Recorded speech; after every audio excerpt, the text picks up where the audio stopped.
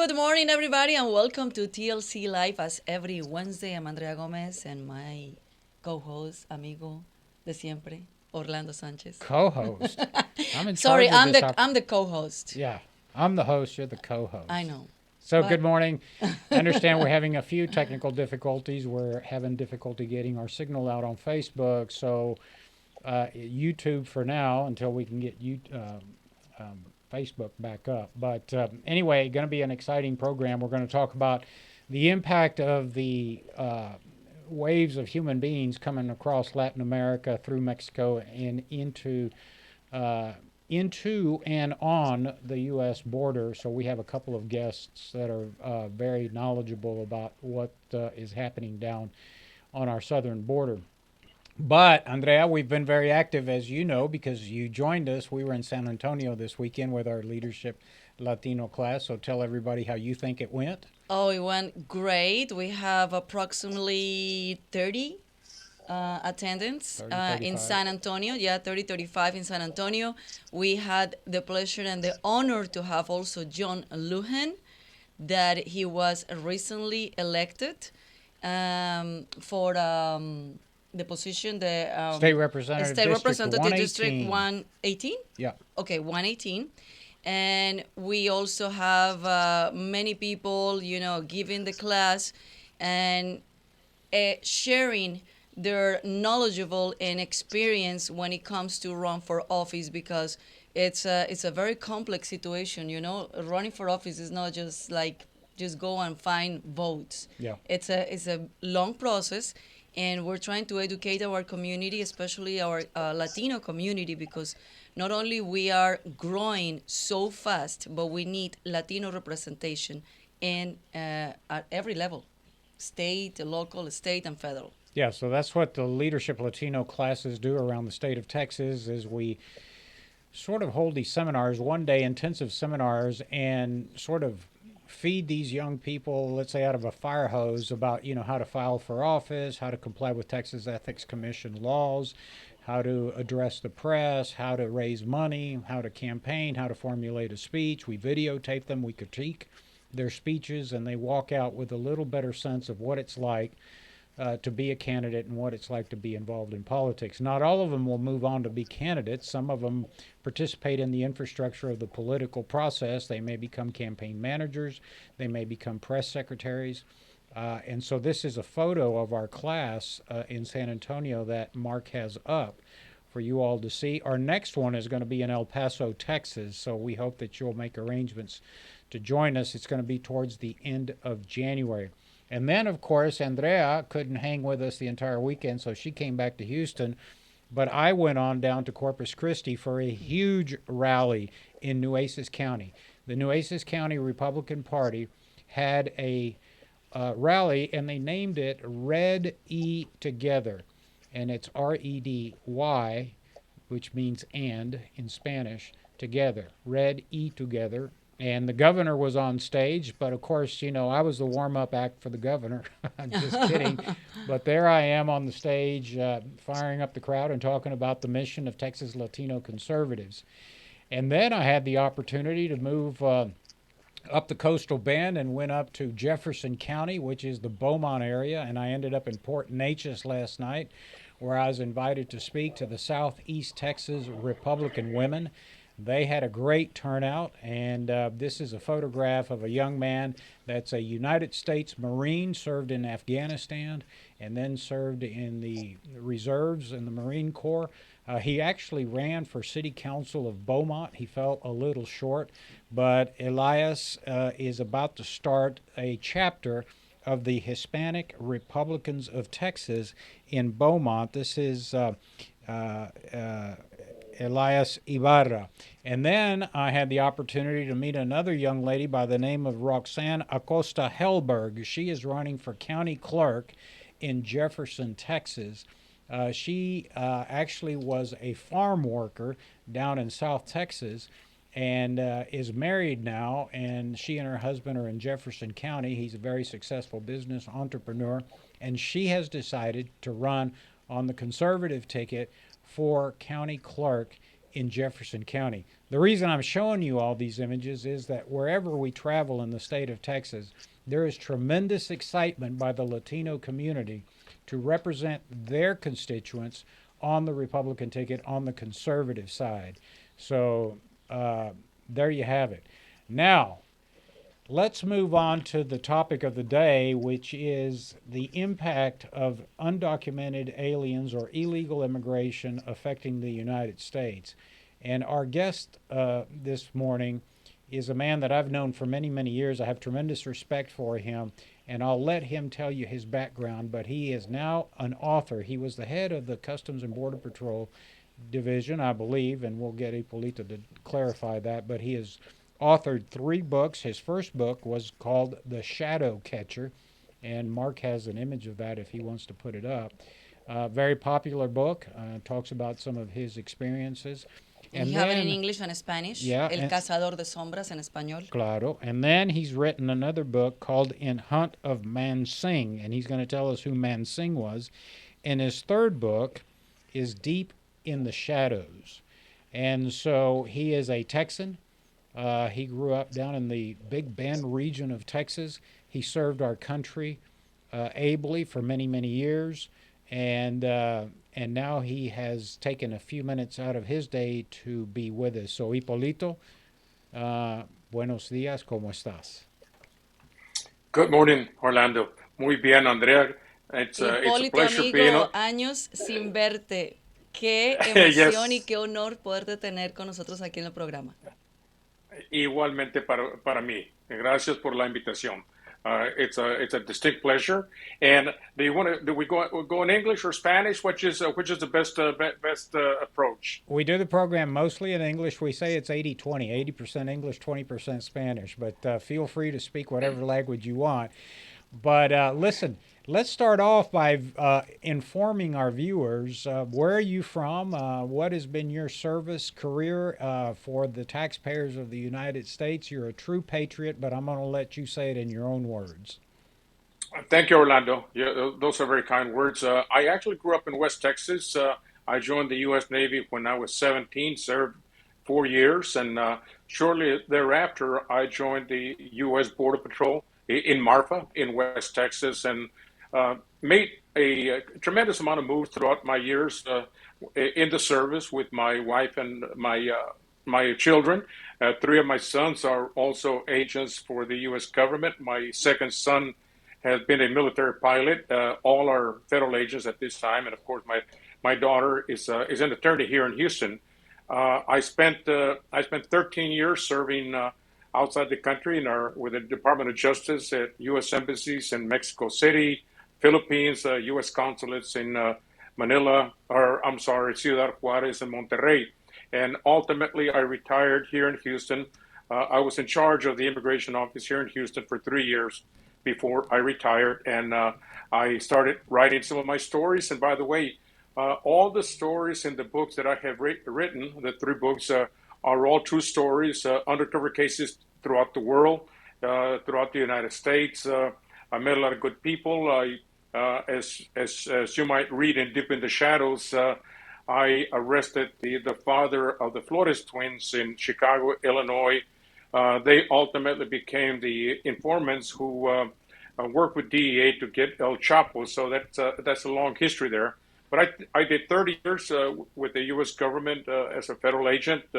I'm very proud of the service. I'm very proud of their country. And as you both know, there's a lot of work to be done ahead by those that have followed me. And during your 3 years here in Houston in immigration is when I became a U.S. citizen. Good for you. Congratulations. Yeah. I remember I went to your office, Hipolito, at 7 in the morning.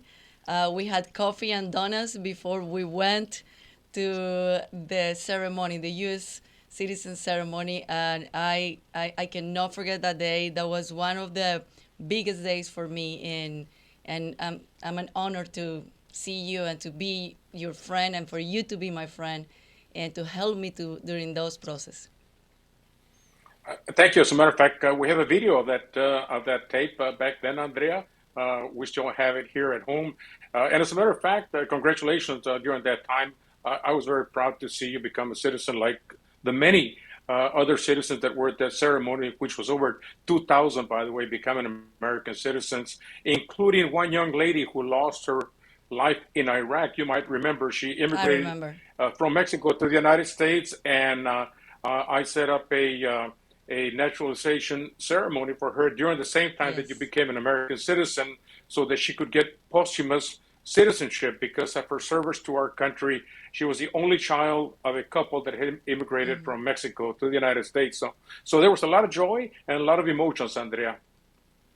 Hipolito, let's get to the border, the situation that's currently occurring, because as much as I'm involved in the political process, I really am trying to get my arms around, and I hope that you can give our viewers a sense of what's happening now.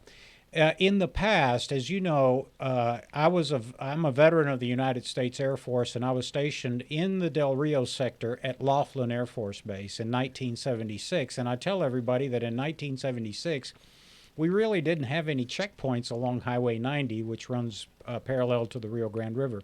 And you would see men coming from the south side to the north side to go work at ranches or maybe catch a ride, go to San Antonio, Austin, or Houston. But back in those days, it was just people working. Uh, Today, and they were mostly Mexican. Today, the waves that we're getting are Cubans and Colombians and Haitians and Middle Easterns. Now, here's the question I have for you.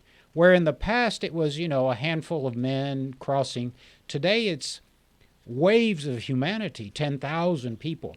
And the question I have is, are these waves of humanity that are crossing Latin America and into Mexico, are they organic, or are they organized by enemies of the United States, meaning Russia, China, Iran? Are they supported by NGOs that don't like the United States? How do 10,000 people simultaneously decide to travel across the Americas and get food and have telecommunications and have shelter?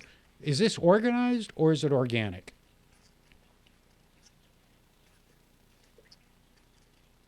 Well, there's a lot of organization, Orlando, and you have a very good question, and we'll break it down just a little bit. Where you have 10, 19,000 Haitians or 10,000 Cubans that are actually make it to the Mexico-U.S. border, it's hard to believe that Mexico cannot do their parts to control that. And as a matter of fact, you might recall that I actually served as the director of Mexico City, and I had a very close relationship with many of the federal agencies in Mexico, and I led huge operations, including one that your viewers can see, which was Operation Crossroads International, where we interdicted 7,981 intended migrants that were coming to the United States before they ever reached our borders. So there's a lot of control that can be done in Mexico. We also set up an operation called Operation Buzzbound, which is also on the internet, where we returned 90,000 people before they ever reached the borders of the United States. And my question is, where is that coordination? Things go through Mexico and everything is controlled. There's a lot of criminal activity. The cartels play a huge part. Nothing moves in Mexico in criminal activity that the cartels are not either providing the leadership or are participating in that situation. So there's a lot of answers to your question. Are there organized groups? Yes, there are organized groups. Who is behind them? I think on the part of some of the NGOs, on some of our leadership that believes we should have a more lax system, I think they're misguided, misinformed, and frankly, I'm not so sure that they're doing it for the right reason. And I say this, Orlando, because of the fact that when we say we welcome everybody that comes into our country, we've seen what history has brought before. And as one area that you're familiar with that I worked on back when I was young was the Marielito boat lift, when President Carter said, we'll welcome everybody that Castro can send. And next thing you know, within a few weeks, we had 125,000 Cubans on the shores of Florida. I was actually the assistant officer in charge in Fort McCoy, Wisconsin.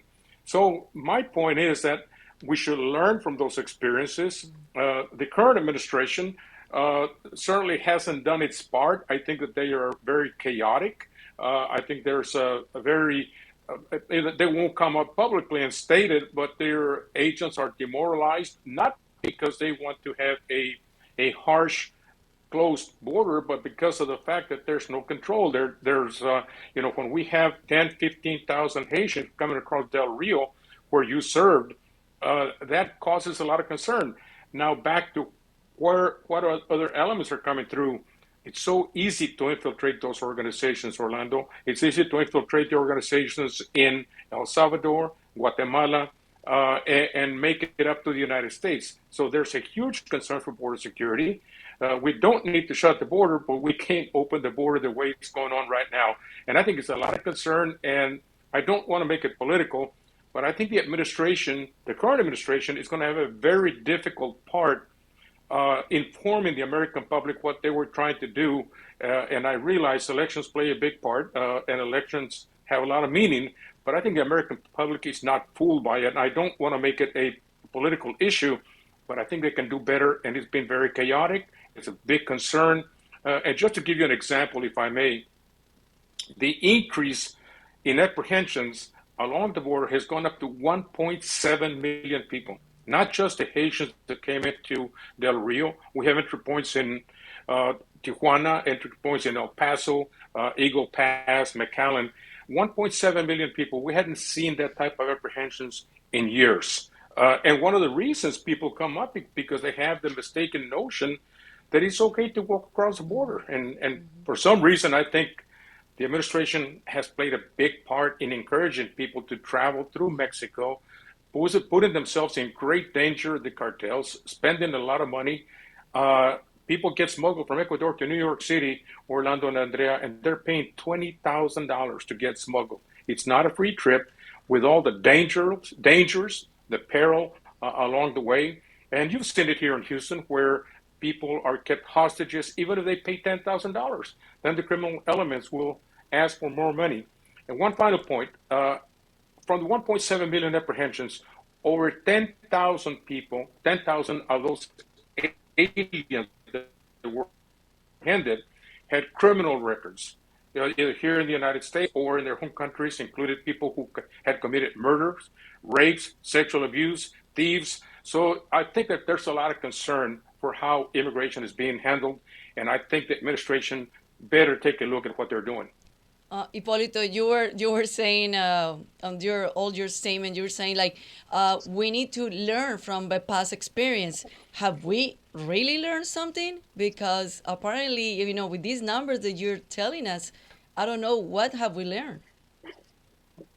Well, frankly, Andrea, I don't know what they're doing in the political spectrum in Washington. I know that the agents from all agencies, and obviously I have a lot of former colleagues, a lot of contacts that are very dedicated to their jobs. Agents along the border, by the way, they've taken some big hits from the media, which are not entirely a correct portrayal of what they are, because actually they are very caring individuals. They're protecting the country, and a lot of them protect the migrants that are coming across. I see children being rescued at the border, children being rescued along the way, people being rescued at the desert. But coming back to your question, have we learned?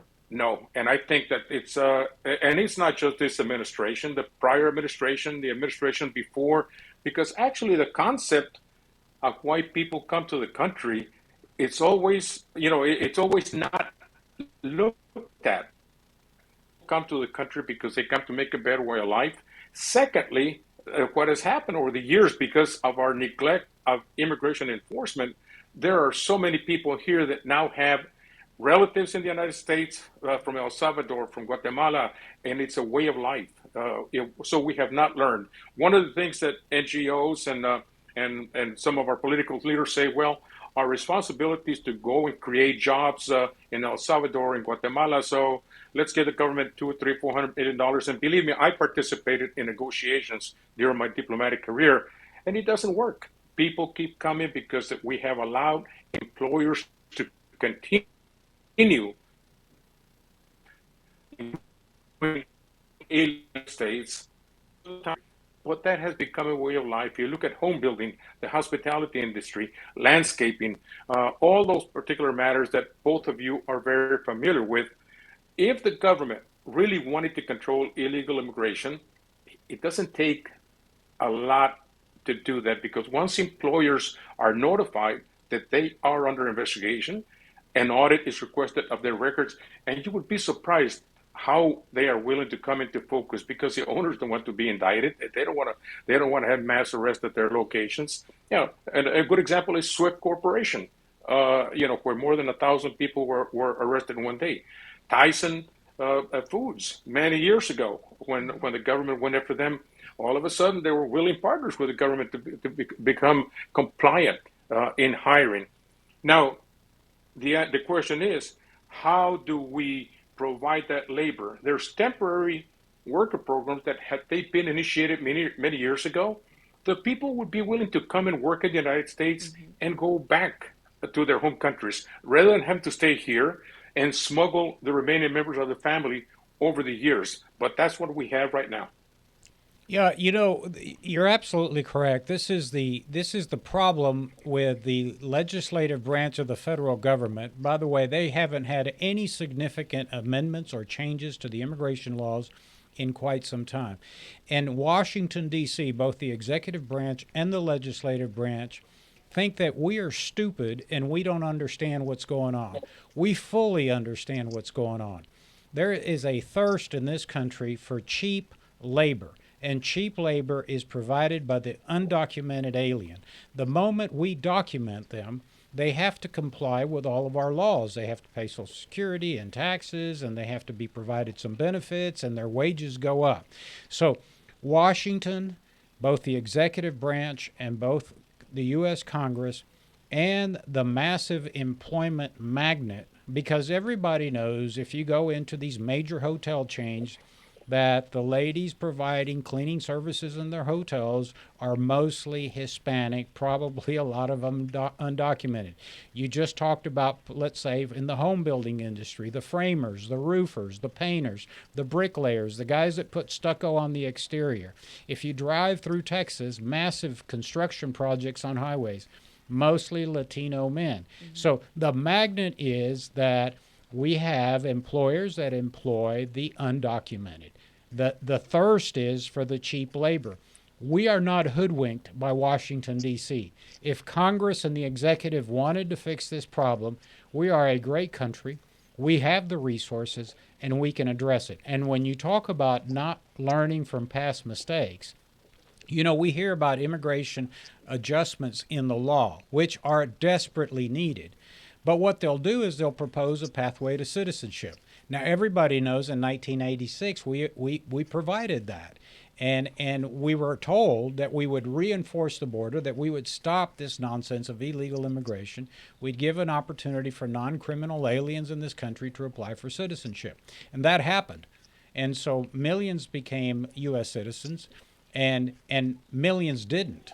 Many of them still just hold green cards. But the point is, they tried to fool us. They said, we're going to fortify the border. This won't happen again. And here we are in 2021, almost half a century later, and we got the same problem. And not only do we have the problem, Hipolito, as you just highlighted, now we have the cartels. Now we have the human smugglers. Now we have the drug smugglers. Now we have aliens. Of the 1.7 million that are apprehended at the border last year, as you point out, 10,000 of them with violent criminal records. It's a disaster, and Congress and the executive want us to think that we as taxpayers are so stupid that we haven't figured it out. We've got their number, and it's time for Congress to act, and it's time for the executive branch to enforce the laws. Hipolito, yesterday when we were talking over the phone, I was mentioning to you that, what can be the solution of this disaster and this chaos that is with the immigration system. And you were laughing and saying, well, I've been telling them for 20 years, what is the solution? And I said, okay, share with us in the show tomorrow. So share with us what you've been telling them for 20 years. Well, I think that one of the things that Orlando mentioned, of course, was the fact that the ineptitude of our leadership, because on one party will say we won't do any immigration reform, which we don't need immigration reform until the border is sealed, and then the other side will say our our immigration system broken. Our system is not broken. It has never been enforced. So what we need to do is actually get those folks together and say, look, this is what you need to do. Employer compliance, where we draw those jobs which are a magnet, like Orlando was saying a little while ago. Let's start with that.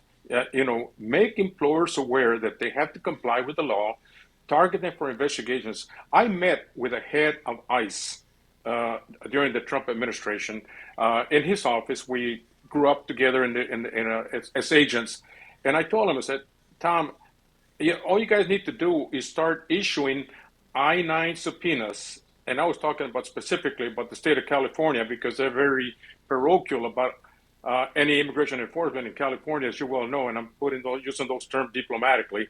I told them, all you got to do is start issuing I-9 subpoenas to the employers in California, and you'd be surprised how quickly they would change their minds. Issue 1,000 subpoenas, just 1,000 subpoenas in one location to the employers, and I'll tell you what, a lot will start changing. We go from, Orlando mentioned the Immigration Reform and Control Act of 1986 under President Reagan. I was already an agent during that particular time. They allowed at that particular time, it was something like 3 million, I can't remember the number exactly. They were able to legalize their status, but they prevented us from going after the fraud that was involved with that because they didn't want to scare people from stepping out of the shadows. Well, it just invited more people, and I'll give you one example. For the agriculture program, they had to submit a letter that they had worked for a certain period of time, and it was, and again, this is off of memory, so don't keep me to it. It's like 60 days or a period of time that they had to work in an agricultural field. Well, there was one plot, there was 1 acre in California that submitted 200 letters for people that supposedly worked during that same period of time, and they were all allowed to adjust their status. So what I'm saying is that criminal element, that fraud participation, is never addressed. So we have 2 things. Employer compliance, get that magnet away from what has happened throughout the decades of ineptitude, of negligence. And then secondly, do what I did when I was a director in Mexico City, engage the countries to deter illegal migration through their countries and in a sense, extend the security of the border. And that's what I used to tell people in Congress and in Washington when I was the director of Mexico City. I extended the security of the border by having the Mexicans, the Salvadorans, and Guatemalans participate with our government and interdict people before they ever reached our border, and it was very effective. On Operation Busbound, and again, I encourage the public to take a look at it on the internet, on Google, where we interdicted over 90,000 people before they reached the border. Apprehensions along the southwest border were reduced by 45%. So that was effective. Those are the kind of things we need to be looking at. But Orlando made a very good point. We have the number of what they're doing, and they're just not doing it. Everybody wants to get reelected, whether Republican or Democrat, and it goes from one administration saying, well, Trump did everything wrong. Well, the reality is they did not. It wasn't perfect. But now that's the mantra that we have now. Now the previous administration might have used that same tactic with Obama. They did everything wrong. So we need to get our act together. We need to do better, and we can do a better job in our country. Yeah, it's become a political football, and here it is. I mean, we've seen it over the years, right? The federal government is a co-conspirator. Let me repeat that. The federal government inside the Beltway, Washington, D.C., is a co-conspirator in this problem we have in the United States with the influx of undocumented aliens because they are feeding cheap labor into these industries. You're absolutely correct. Domestic enforcement will stop that if they can't get a job. But what they do, Hipolito, to try to prove to the taxpayers that they're tough in Washington is once in a while they'll raid, do an investigation of an industry. That's great, and then they invite NBC, CBS, ABC, CNN, Fox News, and everybody to videotape this to let the American people know that we're tough on illegal immigration. One, it doesn't do anything to isolate just one industry, and number 2, it terrorizes the undocumented community that's here and already has family and has established roots. That's the federal government's playbook. Target an industry once every decade, terrorize the local undocumented community, and then create angst among the American people that they the American people, I tell people when I go speak, don't be mad at us, the immigrants. Be mad at your government. They're the ones creating this nightmare. And until we focus our anger, our angst, our frustrations upon the federal government, this problem will continue. Hipolito, we're out of time. We want to invite you back. I know you've got to be somewhere at noon. Thank you so much for your kindness, your generosity, your service to the United States. And I'm looking forward to my 3 autographed, personalized copies of your books. The Shadow Catcher. Let's see. I wrote them down because as an old man, I can't remember. The Shadow Catcher was the first one. Number 2 was Mansing that we never even got to and talked about. And then your latest book is Deep in the Shadows. So I'm happy to pay for them. I'll send them to you. I want you to autograph them, personalize them. And by the way, we'll invite you back, hopefully for the entire hour, and we can continue to talk about this important issue of illegal immigration facing our country. Let me just say to the audience, I think they would enjoy the books because I was the only agent back then, Orlando. I actually got smuggled all the way from Mexico to Chicago, all the way from Tijuana to Chicago by myself without backup.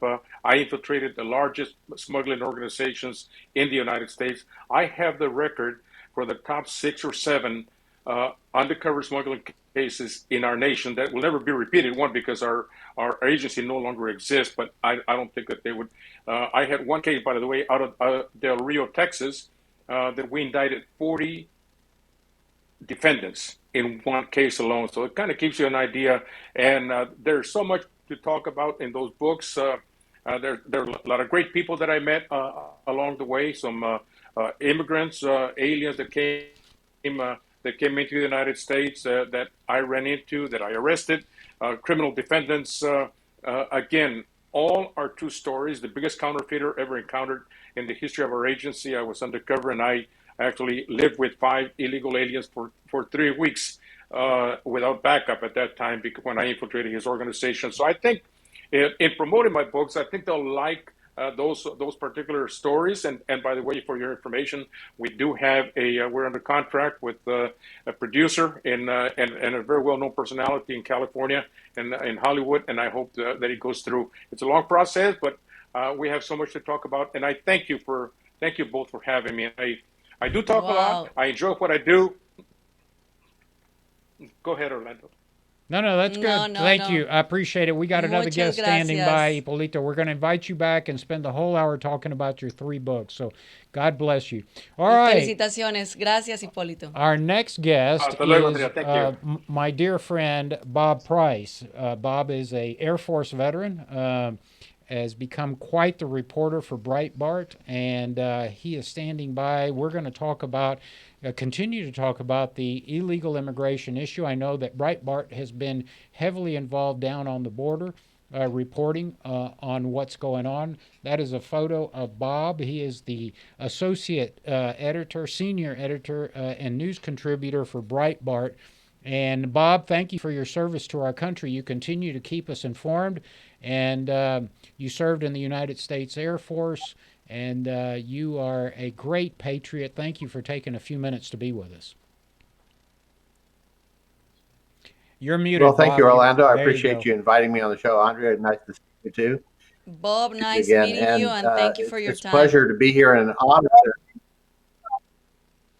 Thank you. It's an honor to follow Hipolito. He typifies the bravery of the men and women of the United States Border Patrol who defend our nation every single day, who are demonized by the liberal news media, and they're just out there trying to do their job in the worst possible situation that could possibly exist under the Biden administration.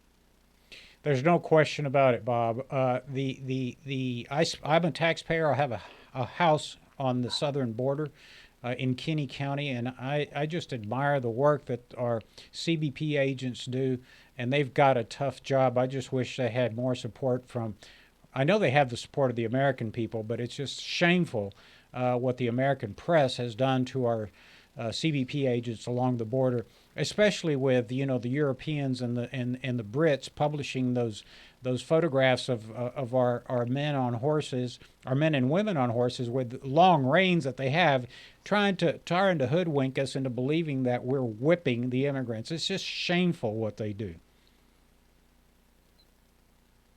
It is, and that is probably the iconic example of the way the media will latch onto something like this after completely ignoring the crisis of up to 15,000 migrants being warehoused outside in the middle of the hottest part of the Texas summer along the Rio Grande River under it started out under a bridge and it ended up growing beyond the bridge. So they were just out in the sun amidst their own garbage, amidst their own sewage, amidst their own chaos that was going on down there. And the news media picks this one incident where Border Patrol agents were acting in a manner that they were trained to do to stop migrants from crossing the border, using their horses, using the reins to keep people away from the horses. They didn't, even the photographer that took the photographs said they didn't hit anybody with those reins. They didn't strike at anybody. They were simply controlling their horses and keeping people away from them so they didn't get trampled or kicked.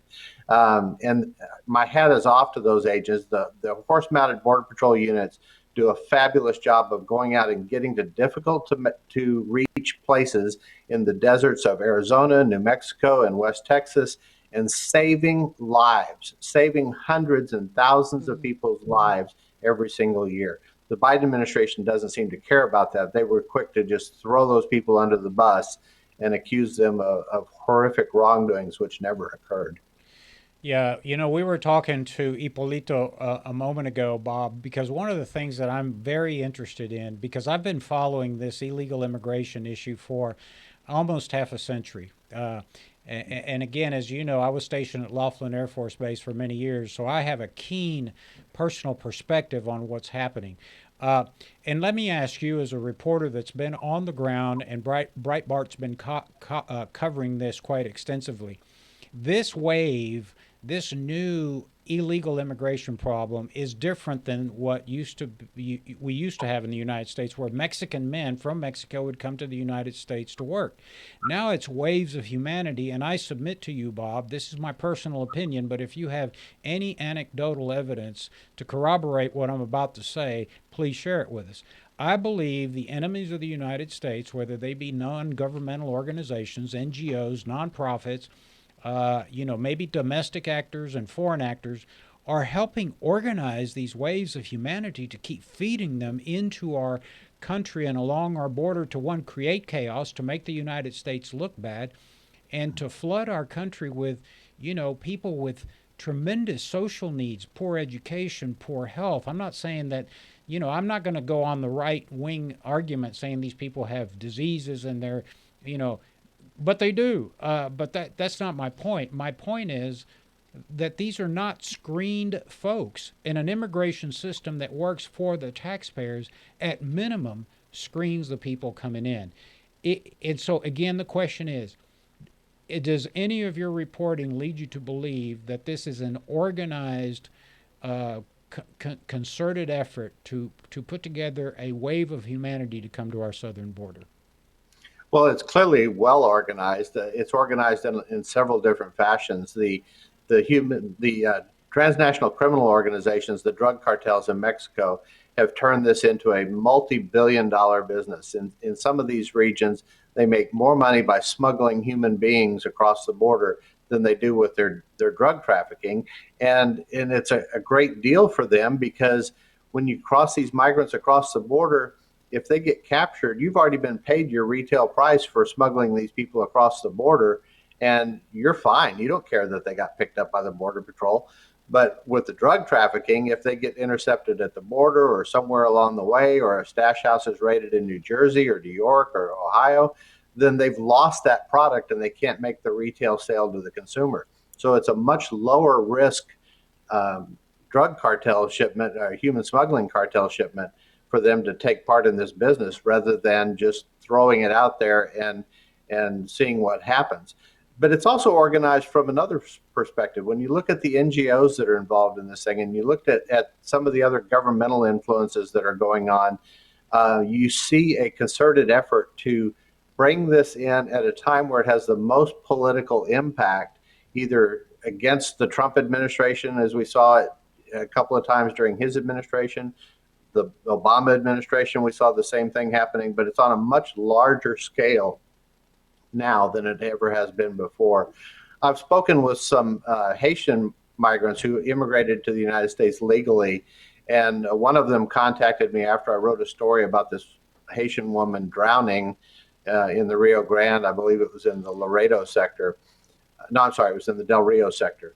And it was his sister-in-law that had drowned, and he contacted me. And we've engaged in quite a few conversations. And what I learned from him is that there are literally hundreds of thousands of Haitian migrants who have been staging in Peru, in Ecuador, in Colombia, who are waiting for the opportunity to come here in mass numbers. And now with the policies that were implemented by the Biden administration, we're seeing exactly that happen. The massive numbers of migrants, not just Haitians, but other nationalities as well. We're seeing Brazilian migrants, Cuban migrants, Chinese, people from Middle Eastern countries coming in large numbers, African countries, to try to take advantage of what they believe is a wide open border policy, despite protestations by the Biden administration that our border is closed. Yeah. Bob, it's incredible. We haven't even fixed the problem that we have in immigration, and now with these open border policies, we're getting worse. And apparently, the media is concentrating on making the bad in the movies, the people from here, the Americans, the border patrol, the people that try to prevent and secure the border, but the illegal immigrants and the people that the coyotes, the people that are bringing these people illegal, they're not the bad people in the movie. Well, and that's very typical of Hollywood when it comes to this issue. When you look at Alejandro Mayorkas, the Secretary of Homeland Security, saying that their policy is to create a humane and orderly process for immigration into this country. And then when you look at the border and see the impact of their policies, of their deliberate termination of the successful policies of the Trump administration that reduced illegal border crossings by 95% in 2019, you see the exact opposite of that. It's anything but orderly. It's anything but humane. In fact, it's actually inhumane and it's cruel what's going on. A record number of migrants died this year crossing the border, either in the deserts or drowning in the rivers, or even in car crashes where human smugglers are trying to evade apprehension and end up rolling in a van with 30 people loaded in the back end of it. Or the case we saw in California where they couldn't control the vehicle and ran out in front of a 18-wheeler and killed, I believe it was 20-something people there that they'd just crossed the border in the El Centro sector. So it's anything but cruel. I wrote an article this morning about an 8-year-old boy that CBP found at the international crossing in El Paso. They just pushed him across the border and said, hey, go find somebody with a uniform on and talk to them. Well, you don't know that he's not going to turn around and step back into the river or that raging canal, the international canal that runs through there. It's a very dangerous place. People drown by the dozens there every single year. And they just turn them loose. And we've had repeated cases all along the border where they've just abandoned children, let them go, or leave them, in one case, a child in a car carrier seat, just an infant sitting by the side of the road. Absolutely inhumane treatment. These cartels coming from Mexico care nothing about the human cargo, as they describe it, that they are carrying into the United States. They even go as far as to barcode these people for their destinations. And then when they get apprehended by the Border Patrol, as your previous guest admitted, or not admitted, but described, the federal government is complicit in the final mile delivery system of this human trafficking program, where they take the people at the border that they've crossed through and they don't require them to get vaccinated. They don't even test them before releasing them out of their custody. And then they arrange transportation for them to their final destinations, wherever they want to go in the United States. Yeah, I said that a moment ago, talking to Hipolito Acosta, because, so much of the media wants to create havoc and place the anger from the American taxpayer on the immigrant, when it, in fact, the biggest co-conspirator in this entire operation is the United States federal government. It's their laws. It's their budget. We pay them taxes to enforce our border laws, and you have an executive branch that ignores it. And let me tell you what is cruel and unconscionable, in my opinion. The idea, because reporters want to go and show pictures of our CBP agents whipping people on horseback, right? Which we all know is false. But here's what they don't cover, Bob. The city of Del Rio and the city of Acuna have for decades had a symbiotic relationship. The city of Acuna lives on the entertainment dollars that we Americans used to cross over to go to Crosby's or to go to Manuel's restaurant or to go to the Corona bar, all the famous institutions. That was good for Acuna. On the other hand, the people from Acuna would travel to Del Rio and engage in commerce. They go to the Walmart, they go to the HEB, they come visit relatives. Here's what the federal government has done to the people of that region. When the Haitian crisis occurred, they closed down the international bridge. No one has any idea of the economic impact upon the city of Del Rio, upon the county of Valverde, for closing that bridge for weeks. Not only did we lose tax income, but it totally disrupted the economy of the local region. Beyond that, Bob, the burdens placed by the failures of the federal government on local law enforcement are almost insurmountable because Bob, as well as I do, that Valverde County, that Kinney County, that Maverick County have limited resources for law enforcement. For example, in my county, in Kinney County, there's only 3 deputies patrolling the entire county at any time. We just don't have the resources. We're a poor county in Kinney County. And so when the federal government puts this burden on the local sheriffs, it's no wonder that these local sheriffs, even Democrats, are bashing the federal government and this administration. And let me tell you how organized these guys are, because you talked about how they have stash houses in the United States. They now recruit 15, 16-year-old drivers out of San Antonio, Austin, and Houston to drive the getaway cars because they know that law enforcement in this country won't prosecute for 15, 16-year-olds. And shame on the federal government, the senators, the congressmen that don't address this issue, and bigger shame upon the Biden administration that has decided to stick its head in the sand with respect to this issue. Well, it's far worse than sticking their head in the sand. It's a deliberate action on their part, designed to create this chaos and create this angst along the border. I spoke with Mayor Lozano and Del Rio about specifically what you were talking about. They closed that international bridge. Nobody was crossing that bridge. They weren't rushing the bridge to get across there. They were walking across the river underneath it. They closed that bridge because of the optics of people being able to walk across that bridge and look down and see what was going on. News media being able to go up there with their cameras and look down into that inhumane, cruel encampment. And so they just shut it down. And so the people that would come across that bridge every day to work in Del Rio and to shop in Del Rio and to bring commerce across from Del Rio now had to travel an hour or two down to Del Rio or down to Eagle Pass and cross over there. And it just, it wouldn't happen. And so the economic impact was ridiculous. Well, the mayor told me that he wrote a letter to President Biden about that, and the president wouldn't even respond to his message, respond to his request for help. You see the Democrat-controlled county commissioners in that region down there taking action against the Biden administration. Congressman Henry Cuellar in Laredo, who's a Democrat, taking strong action against the Biden administration for this. The Democrats are going to see a tremendous backlash in this in the midterm elections next year, because the Hispanic people that live along the Rio Grande border who are suffering the consequences of these horrific policies are going to lash out against the Democrats, and you will see massive changes at the state level, in the state legislature, in the congressional seating, and many other local races down there as well.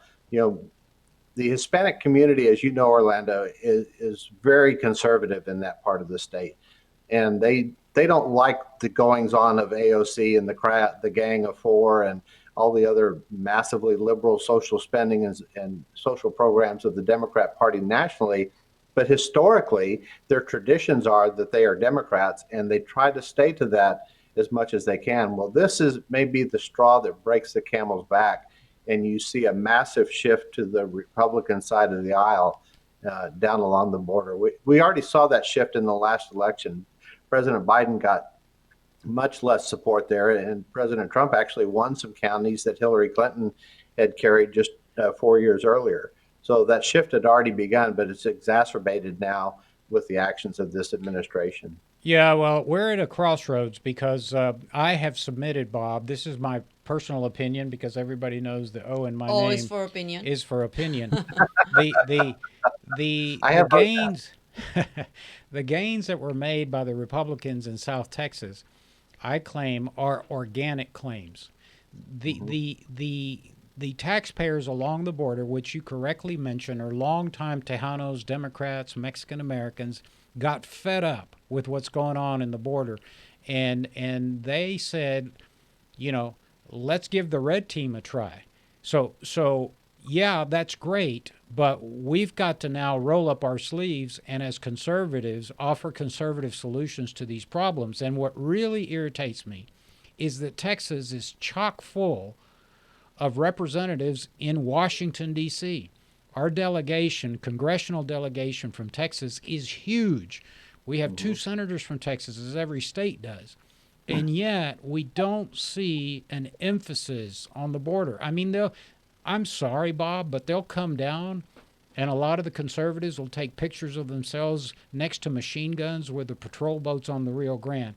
Guys, that ain't going to get it. You guys have to come up with a policy and shove it down the liberals' throat and put them on the defensive as to why they're not going to support it and why they're going to abandon the people of New Mexico, Arizona, and Texas and California. That's what the conservatives ought to be doing. But I'm so disappointed that they're not putting forth tough policies that'll put the Democrats on the defensive. And I think we'll see some changes on that in the midterm, after the midterm election. You're going to see them really holding the Biden administration's feet to the fire. They're saying as many as 60 seats could change hands in this midterm election.